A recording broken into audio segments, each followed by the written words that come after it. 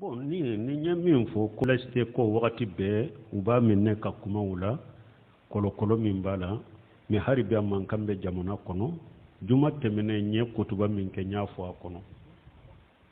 donc o be wasake nye laste ko fo kono nko ciden ko duwatu ala abwabi jahannama man ajabahu ilayha qajafuhu fiha nya afo kono mo be welelila yahudiyani nasariyani islamiya kubu beke kelenye wahdatul adiyan ka dina beke kelenye ka yahudiya jate dina ka nasariya jate dina ko islamiya dina chogomi duwat wala abwabi jahannama welele kelaw de do be jahannama dinga dadela ciden ko bake kam min fo sonna ma yu jabi sara kadro beta jahannama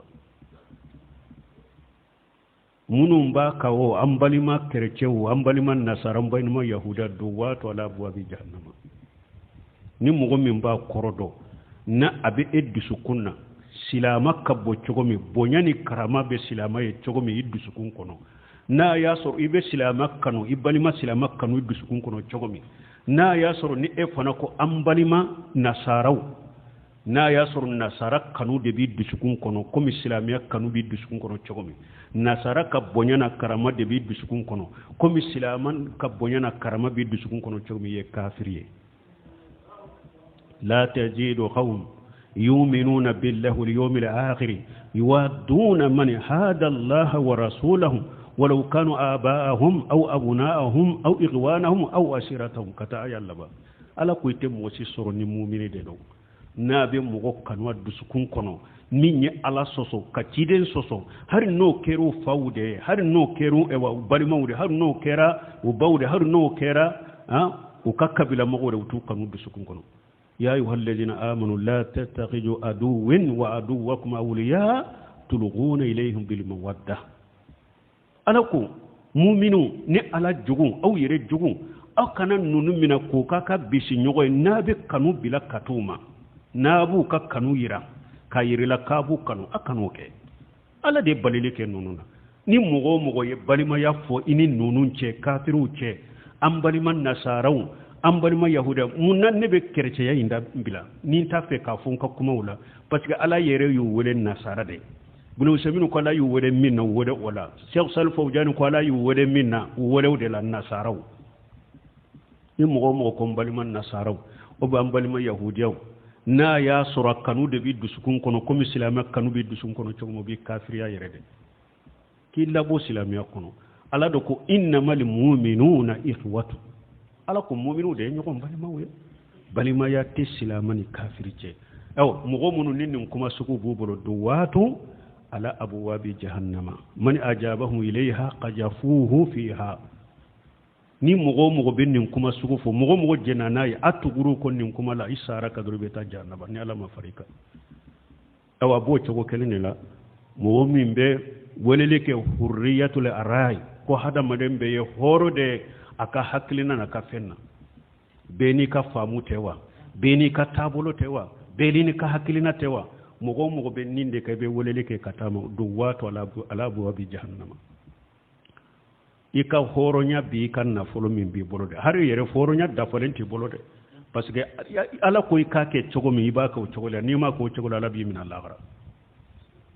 horonya te mo si bolo ika aqida la horonya te mo bolo dina la na ya soro ko be ye horo de dina la ika hakilina la ci dembe ci munna qur'ana be jigi munna awa horonya te mo bolo dina la koy hurriyatul arai hurriyatul aqida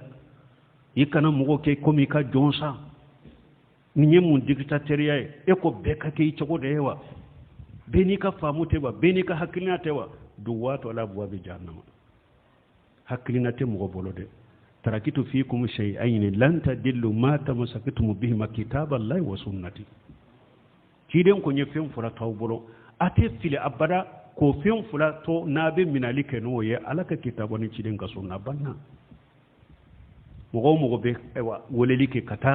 ko be ye horo de ka gida da hada madunya horo de ka hakina beni ka famute beni ka hakil du wato la bo jahannam abo to kelena mogo munum be woleli ke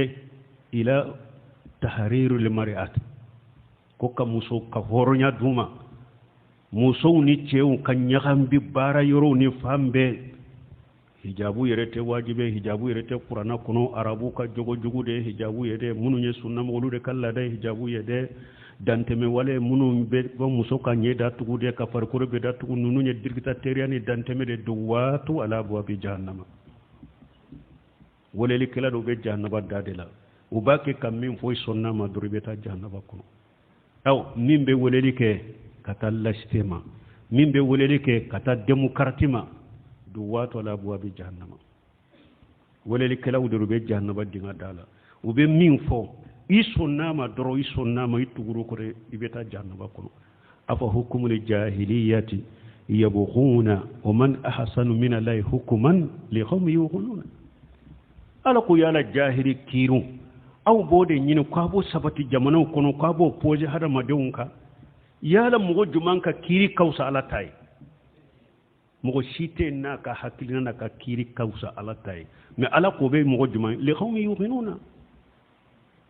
dankaniya bɛ mɔgɔ minnu ye dɛ fala wa rabbika la yu'minuna hatta yuhakkimuka fima shajara bainahum summa la yajidu fi anfusihim harajan mimma qadaita wa yusallimu taslima ala ko ciden ma a kun kalnani tigi alai hadamadenw tɛ se ka kɛ mumini abada fo n'u ye ɲɔgɔn sɔsɔ min na u kana kiiri tigɛ e de fɛ n'i ye kiiri tigɛ ye min fɔ fana awa u ka sɔn ma wa yusallimu taslima u k'u yɛrɛ kɔlɔ o ye u yɛrɛ kɔlɔn dan bɛɛ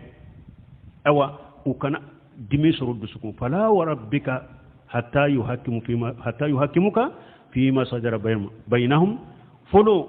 a ka taa kiiri tigɛ n'a ye ɲɔgɔn sɔsɔ min na a taa kiiri tigɛ ciden fɛ ni ciden tɛ a ka hadisa sahalenw de bɛ a bɛ taa hadisa sahalenw de la kelen tɛ nin ɲɛ summa la yajidu fi anfusihim haraja o kɔfɛ ni ciden ye kiiri min tigɛ ciden ka hadisa sahalen ye kiiri min tigɛ a degun kana sɔrɔ aw nin kɔnɔ ka ni tɔɔrɔ ciden ka kiiri ka ni degun ciden ka sunna kana e degun sabana wa yusallimu taslima sabana na fora yoro mi beki yere kola ka ke takana sage kana yala ni sarati saba ala ko mugo ni aw ye nyogon soso minna na ni sarati saba madafa mugo ala ko har ni ya fo idala ko ye mu'mine te mu'mine ite mu'mine duwatu ala abwabi jahannama awajibilen be hadama dawma nka ala ka dugu koloka anka ala sariya kiri tigeni ala ka sariya de aka dugu koloka ala de taya ka dugu kola taya ka sankaba ya taya ka danfew me a jakolen do anka ala ka kiri de tige dugu koloka amanka hakrina wale kaye dugu koloka o tebbe donc mogo be wele ke ala ka kiri qur'ana ni sunna mais laste kore munye démocratie kore munye ko hukumu saabi li shabi ko jamana ka population ko aka kiri ba yere bolo aw ka kiri te ala bolo aka kiri te ewaciden ka sunna bolo aka kiri te islamiya bolo aka kiri be mun bolo ni population yere benna minna na ye bote ke assemblée kono ni ewa tege mun korotara o de chayara ko dolo ka daga jamana kono ka mi dolo imbe daga be mi de ala ta te lajje ciden ta te lajje islamiya ta te lajje ni tege korotara ke ka ce nyini ika furu tege korta chayara jama fancama population be ko ode sariya ala ta te aye nyogo nyini aka jenni nyogo nye ode ala ka sariya ko leste ni ne démocratie hukumu sabi li sabi a cogo do an kan yanama yake dina kana ye ala an kan yanama yake en ko abu dala ate politicien do dala ko jamana ko ambe jamana ko de la ante dina ko la ambe jamana ko de la ante islamia ko la islamia ko te o de tuda e wallahi se de fula ko no bafo an kan yanama ya dina kana ye an kan yanama ya la kungo kono feumbe kungo kono cogo mi do kafiriye ben numbo kafiriya site nunumbo dugu koloka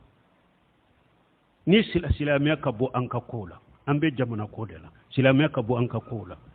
ni ala ye enne na ya joyi kan kono ite se ka yelema sani ka jamana ko fo ni eko ete ala kola ala yi ne njayi da kono ibe se ka mun fo jamana kola ubi ala yiddu sukum minila ki binye minila nyaw chorolem fule ni ma boyla mete saka foy nyarabo ibe mu fo jamana kola nunu nye kafiri hakli nawde kafiri moteru no ya do silama kono ube girinay kafiri moteru kudo silama kono ube girinu ye wutu do yere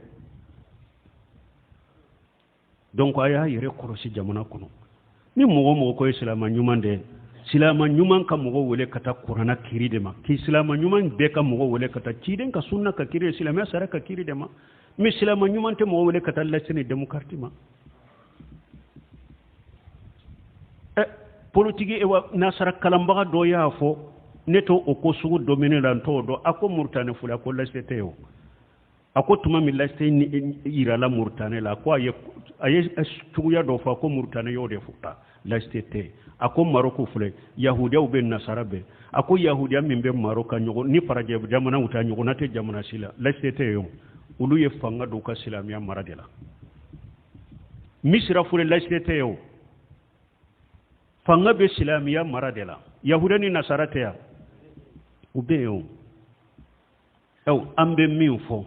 silamu ka kunu suburunya kelete yahudiya bolo dugu koloka suburunya kelete nasara bolo nin dugu koloka wa aya be suratul anbiya kono wala gari katabuna fi jabur min ba'di dhikri anna li arda lillahi yarisuha ibadiya salihun wala gari katabuna fi jabur min ba'di dhikri ala ko kitabu munun jigina ko ale ya sabu kono aya sura le ya sabe lahu lima fuju kono anna li arda lillahi kunin dugu kolo ya ala de tay yarisuha ibadiya salihuna kunin dugu kolo ne alaka jonyuma de ba cinyeta jonyuma de tay dugu kolo islamu de tay dugu kolo anyo nabe musa ka kumala ya qauma astainu billahi wasbiru inna li arda lillahi yurisuha man yasau min ibadi musa kun kam mugun akwai sabala ka de men ni alafe nin dugu kolo ala de taye aba cien di jombinde ma minya jia ka jonyumula dugu kolo islam de taye kafiri subrunya kele ta bolo dugu kolo ka awa aya do be suratul araf kono kafiru fule duguje kafiri duguje mi korun si salama duguje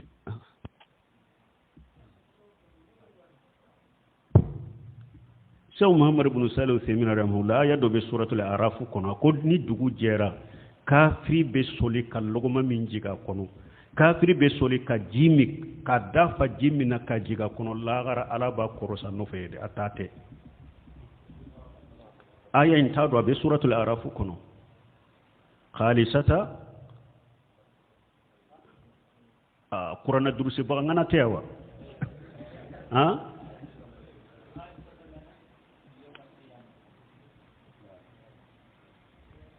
قل من حرم جينة الله التي أخرج لعباده والطيبات من الرزق قل هي للذين آمنوا في الحياة الدنيا خالصة يوم القيامة تبو فصل أمك قرآن كركا فامود ala ko cida fonka jonye jombe seka ala ye masiri munum boddugo koloka jombe seka haramuya nema munun ni masiri munum be dugo koloka ne ala yu bonka jonyo mawde ako cogode hiya lil ladina amanu fil hayati dunya ala ko nema be dugo koloka masiri be dugo koloko ale ala ya bo mu'minude khalisata yawmal qiyamati awa ko addagalino yawmal qiyamah do mu'minu akala sinden be mu'minu ye nu ya barikada ke ka barake dro kala bato kala tunyinen kala me mafuhumu ye munye kafiri hari logoma kele na ba ajiya addunya kono lagara do kunko bakay kafiri be doguli kimmin ba kanna be tama nay akunko ba nye lagara alama boye atate silama de tado masiri min be dugu kolo ka silama de tado nema min be dugu kolo silama de tado dumfe min be dugu kolo silama de tado kafiri tate lagara akunko baka harabe logoma min jiga kono akunko baka lagara kafiri be jimi mi jiyan kuna kunko baka lagara mi munu de tabo mi silamo desera kaninde nu ko kiri silamia kiri kana ha yahudiya do e wa silama doronte yawo yahudaw be nasaraw be nanna ni silama kiri yala mulu tonyowa nyen fu ya sinya joli joli aha luwa mimbe anka silama tate luwa kafiru de taye luwa mogo duru ka sariya ka boli mogo bi konontoni duru ka wote tonyali yede mais mogo bi konontoni duru ka sariya ka boli mogo duru ka o de ye tonyali ye ando nu ka hakela ando nu ka gashela mais luwa be anka uluma do anka gashela tilika qismatun diza nunu nye tilali ude tonyali tilali ude fuleni nye laiste nyogon tonyali te laiste nyogona tonyali te demokrati nyogona tonyali te kala tonyo ka qur'ana tonyo ka sunna tonyo ka silama tonyo kote tonyali ni silama ka sariya bina jamana kuno de tonyali silama ka sabari ka sagi kata alama mais nunu do wato ala abwabi jahannama wala likalaw do be jahannama dinga dadela ube min foy sunnama ibeta jahannama ewa nyode fo mais silama a hakili ka jigi hakili ka aka hakili ka sigi silama nyuma ay hakili ka sigi khususa kere kere bolo ka mugo munum be tiden ka sunna ka ay hakili sigi soro dugu kolo tani mugo cew yere segede do ambe kelela kata kene do de la ambe kenela kata kene do la ambe sewo kafiri tate du ko la te lababul wali akhibatu lil muttaqina ko laban ko nyuma be de alanya sernya bago de ma depuis gale tiñani ngalombe ñogon sama samu bekkele waye wajibi de waye la kala jarabi de alif lam mim hasiba nas an yutra kun yaqulu amanna wa hum la yuftanuna wa laqad fatanna alladhina min qablikum fala ya'lamanna Allahu alladhina sadaqu wa la ya'lamanna al-kadhibina ambo la jarabi de kono ay sino utata te to bolo nindugo kolo be labasilamu de bolo ala ko hada madaw aw ya jigi ko ba fo kaw ye mu'minu ne ba ala ba wutote tawla jarabiwa funna ala kala jarabi de ni la jarabi nana mogo munun ko ye mu'minu ye nitinya tigudo kalli malaya ona do mogo munun ko ye mu'minu no be galonde ka ona do am fulo de la jarabi kono ni la jarabi mana mu'mini ani munafiqite bo nyokona ni la jarabi mana tawhidi tigini musirkite bo nyokona ni la jarabi mana silamani kafirite bo nyokona ni la jarabi mana cinyani galonte bo nyokona ni la jarabi mana sunnani bidate bo nyokona sisa abake kamugo munun sabatilendo silama nyumaw abake kudo sisaw munun te silama nyumaw ye ubake kado we take kado li yumahisa Allahu allazina amanu wa yamhaqal kafirin ala be ni la jarabu na nyogona nati de pour ka mu'minu ka junubu de yafa abe nin kuma jugu munu mede laistere nuba defa demokrati nuba defa uba udusu kasi ube galon fo ninje ala yen ninke pour ka mu'minu ka junubu de yafa me wayamu haqal kafirina alla bambe ke abe kafir be tuse ka be halaki ka bodu kolo kade o halaki to do ni ala ba fe ka kafiri halaki abe bila nin kuma sugu foli nu defali de la وبكي هلكي توي ويم حقل كافرين كافر هلكي توريرو أو تشيدم فنقول لا تجال طائفة من أمتي جاهرين على الحق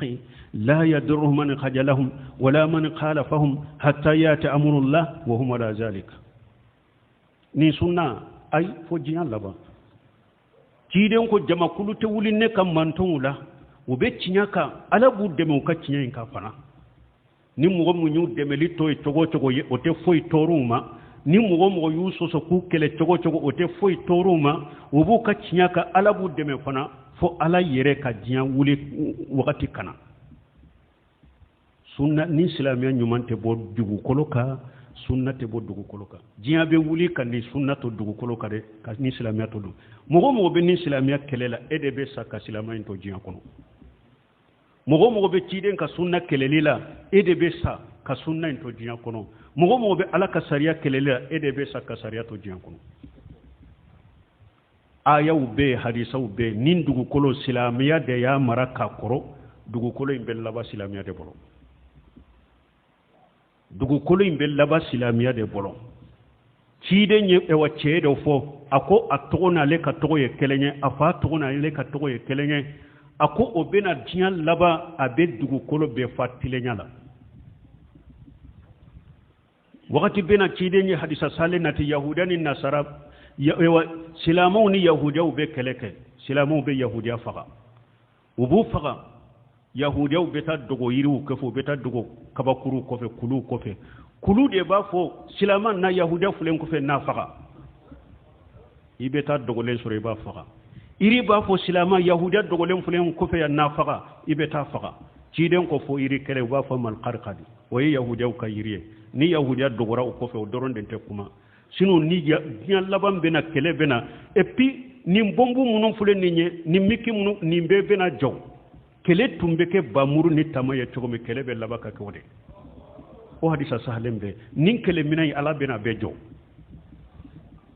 abe bena jo kele be labaka ke soude ye tamaw ni bamuru jahadu be labaka ke kane ode silamo be dugu kolon maraw be yahuda be ba be faga hari ni yahuda tara dogo iri min kofe kulu nyere de ba fo silama li na adogolen fulen kofe na faga be ta faga o be nan balimo insha Allah silamiya be min dugu kolon mara me munum be wa akulo kauna fauna nunum bu yere sege kafiru be wori doma yu kam woteru do kaddu sugun kono doro ku bila kuma fula kafiru yere tese kam min fo o yado nunun te fen kala ma yu sara ku kala ne no bena fo ku yere halake ku yere takinya nunun yere bu kala fi alai awde de be sin dinala na ya soro sebe se dabara be sen dinala ni dina be shawu ma firawna bolo ni dabara be sen dinala ni nina be she aw ma bu jahali bolo ni dabara be sen nindina la nindina be temen namurujo la kana ate fen kala mawo me aye sabali innal ladina kafaru yunfiquna amwalahum liyasuddu an sabilillahi fasayunfiqunaha thumma takunu alaihim hasaratan thumma yughlabun ala yuridfu ako kafiru bu kan nafulu nafaqati puru kam mo sagi kabo ala kasirama ala ko mu kana fulo na fakati de me o bena perdi abela abbe bena ko ka perdi ni nimisay ako o ko fe islamiya bena she umma fana islamiya bena umara bena she umma fana usako tala donc ambe ala deli anka jamana ala ka hakil man di islam mo nyode fo nko jamana yin kono islamiya ni kafirite nyogona de islamiya ni islamu de be nyogona islamiya ni kafirite nyogona koy ani silame munafiqu de be nyokonna de finni leste ko nana de mukarti ko nana aye kafir juman ka kuma me nko de yato fuje fata ka harisan laba ni ciden ko do wato alabu wabi jahannama fuje fata ko sifuhum lana ako ciden ni woleli kila munu be jahannaba dinga dala man kuto fanyeke ciden ko hum min jilidatina wa yatakallamuna bi alsinatina ciden ko mo gobrewto an nyogona wudedo ambe kuma min fo ambe langi min fo ambe kuma min fo ba nyogona de fo ambe qur'ana min fo fana be qur'ana kolo de fo ambe hadisa mun fo be fana be hadisa mun de fo no bu fulu ka hakilina de wote delilaka tuma mi fawjani yenni yoroni tawsira ko hajihi min musiba ako ninde masiba yemene hum min jillatina wa yatakallamuna bi alsinati na yasuru kafir be ameriki o kuma na jombo lame kafir be francha kuma na jombo lame kafiri be irisha kuma na jombo lami humu min jilidati me mundo fulana ibn fulana karasa dendo lajde de fali bake kabulu de da demokrati de fali bake kabulu de da karasa dendo ambe qur'ana min fa bode fo ambe hadisa min fa bode fo to min banna o to kelende be alela ko ninde masibay nen kadi abafo yere ko diplôme bale bolo yere wa inna min al bayani la shihra me ciren ko ne ndiya do be ko dabali de rude dabali kelabe mo dabali ki boy cogola cogomi de ne min kan ne kadi fana bese ka hadama dem min ni ala mi kanda bi boy kaccinya ka ki bilangalon kana nenye way yaqulu tasma li qawlihim kannahum khusubun musannada ala ko nun kuma na munafiqi akon na kuma na mi ba la me foite ala kan kisu toroma nyen nunu fo kutuba kono e pinye min fo ko mo kan yere bila kunu be de ba kede doni ke baw yode fo ni te doni ke baga sabati le nyi kani bila kanna geleni bambantini wolili kala jugu munun fulendi nyi kana yire bila nunun ka de bala da ikana ta silam ya lamaru ubese ka miun fo etese ka fo kana te yire bule ka de bala de ni e malo yara ye e jo ima yi jo u ye silam ya de jo mogo chaman de be trompe nu ye kasurute foyin kan ningalon fi kirikirite woriyato salafu saru ko mogo min be tinya nyini la ino bese ka de bake na ye tinya nyini ye abata men ni yere yaro mogo moye kannangele de ani ka de ba kunye ka kangalon de defa ni mogo sugu ka de ba kana ke fo silama nyema silama kiri tegela ka bo muru fo silen dalen fule abe de ba ke akoro ni iye qur'ana aya u fo ye hadisa u fo akera chogodi silama kiri tigila ba fo aya de fule ka fo hadisa de e ko chogodi na ko be munu ba muru be kanjigi ka bola o doronde nunun ka furaye anu kana deva ketende ni dalenti yere lay tese kuma la doni sabartilenti bolo ni doni sabartilembe mo min koni bolo ni e yere baado ni na kuma na iba jo kaki tele la benyana ka maloya benyana ka bafie benyana be ka kangaluna ka maloya do ni o doni be mo min ena ka akake ika maloya ka mangoya mais ni o doni sabatilente mo min bolo ikani yere bilu ka de bala ni bamuro fonsilen dadente inshallah be ko wati serade ha subhanakallahumma rabbana bihamdika ashhadu an la ilaha illa anta astaghfiruka wa atubu ilayk